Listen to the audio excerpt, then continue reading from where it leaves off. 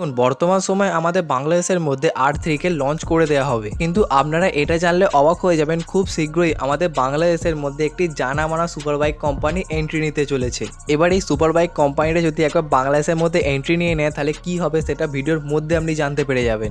ততক্ষণের জন্য আপনাদের সাথে আমি এবং আপনারা ফলো করছেন ফ্যাক্টু বাংলাকে। তাহলে আর বেশি দেরি না করে আজ ভিডিওটাকে শুরু করা যাক। দেখুন, আমাদের বাংলাদেশের মধ্যে বর্তমান সময়ে দেখতে গেলে R15 রাজ করে বেড়াচ্ছে। আর R15 করবেই না কেন, তার পাওয়ার অ্যান্ড পারফরমেন্স এতটাই বেশি যে অন্য সব বাইককে পিছনে ফেলে রেখে সে এগিয়ে যাচ্ছে। তবে আপনাকে আগের ভিডিওতে বলেছিলাম খুব তাড়াতাড়ি আপনাদের বাংলাদেশের মধ্যে R3 কে লঞ্চ করে দেওয়া হবে এবং R3 বাইকটা R15 এর থেকে অনেক বেশি শক্তিশালী হবে। তবে এটা অবধি তো ঠিকই ছিল। তবে বাংলাদেশের একটা ভাই কমেন্ট করেছিল নাকি বাংলাদেশের মধ্যে বাংলাদেশের সরকার খুব শীঘ্রই 500 সিসি বাইককে লিমিটেশন করতে চলেছে। এবার এইটা যদি একবার করে দেয় না তাহলে বাংলাদেশের মধ্যে অনেক ভালো ভালো সুপার বাইকের এন্ট্রি হতে পারে। তবে এই নিয়মটাকে লাগু করার পর আপনাদের বাংলাদেশের মধ্যে সব থেকে যে প্রথম বাইকটা ঢুকবে সেটা হচ্ছে এপ্রিলে RS 457। দেখুন, বর্তমান সময় এই বাইকটা আমাদের ভারতবর্ষের মধ্যে অনেক আগেই লঞ্চ হয়ে গেছে, তবে এবার শুধুমাত্র বাকি আছে বাংলাদেশের মধ্যে। এবার আপনি মেনে নিন এই বাইকটা বাংলাদেশের মধ্যে ঢুকে গেছে, কিন্তু এখন সব থেকে বড় প্রশ্ন হলো এই বাইকটাকে আপনি কেন কিনবেন। দেখুন, এই টাইমে যদি আমি আপনাকে প্রশ্ন করি আপনি কেন R15 কিনবেন, কি আছে R15 এর মধ্যে এমন, তাহলে আপনাদের মধ্যে 90% লোক এটাই বলবে better looks and better power of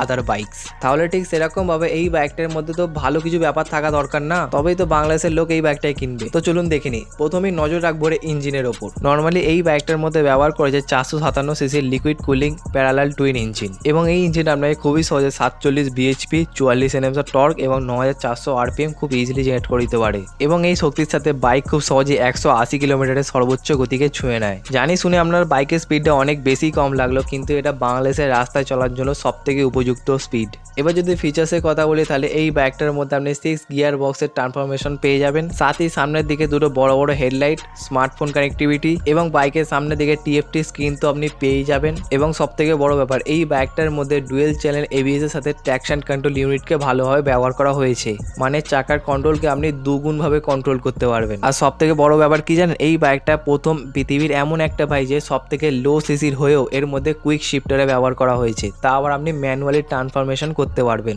বর্তমান সময় একটি Z900 এর মধ্যে এমন কুইক শিফটারকে ব্যবহার করাই হয় না, তবে এটা প্রথম পৃথিবীর এমন একটা বাইক যার মধ্যে কুইক শিফটারকে ব্যবহার করা হয়েছে এত লো সিসির হওয়া সত্ত্বেও। এবার এত কিছু শোনার পর আপনার প্রাইসের কথাটা একবার হলেও খেয়াল এসছে মাথায়। তো আপনাকে বলে রাখি এই বাইকটার প্রাইস আমাদের ইন্ডিয়ার মধ্যে স্টার্ট হয়ে থাকে 4,18,000 থেকে। দেখুন, সত্যি কথা বলতে আমি গুগলে অনেকবার খুঁজেছি, বাট এর প্রাইস কোনো আমি পাইনি। তবুও আপনি অ্যারাউন্ড এই বাইকটার প্রাইস ধরে নিন 10,20,000। কিন্তু এটা তখনই সম্ভব হয় যখন বাংলাদেশের সরকার বাংলাদেশের মধ্যে 500 সিসির লিমিটেশনকে লাগু করে দেবে। ততক্ষণের জন্য আমি অপেক্ষা করবো বাইকের জন্য এবং সাবস্ক্রাইবের জন্য।